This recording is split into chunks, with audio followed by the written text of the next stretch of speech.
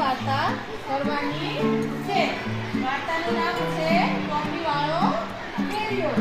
એક ટોપીવાળા કાકા છે, એનું નામ છે રામુ કાકા. આ રામુ કાકા છે એના ગામ તરફથી એ ટોપી વેચવા માટે જાય છે, બીજા ગામ જાય છે. એના ગામથી બીજે ગામ ટોપીવાળો ફેરિયો એ ચાલતા ચાલતા જાય છે કે થાકી જાય છે, એટલા માટે ક્યાં બેસી જાય છે?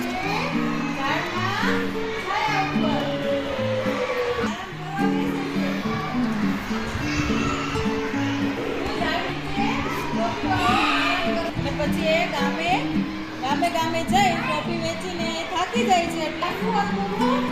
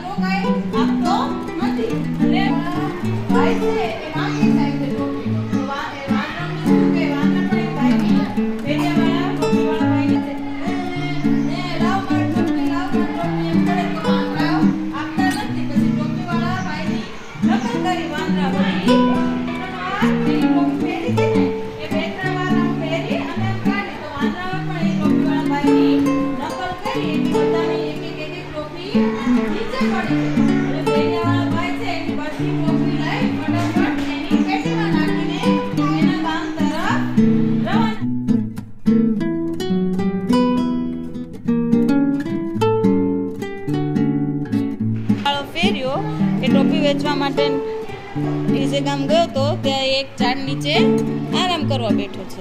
ત્યાં જે ઝાડ પર આરામ કરવા બેઠો ત્યાં બધા વાંદરાઓ ટોપીવાળા ભાઈની ટોપીઓ જોઈ બધા વાંદરા એક પછી એક નીચે આવીને બધી ટોપી પહેરીને પાછા ઝાડ ઉપર ચડી ગયા.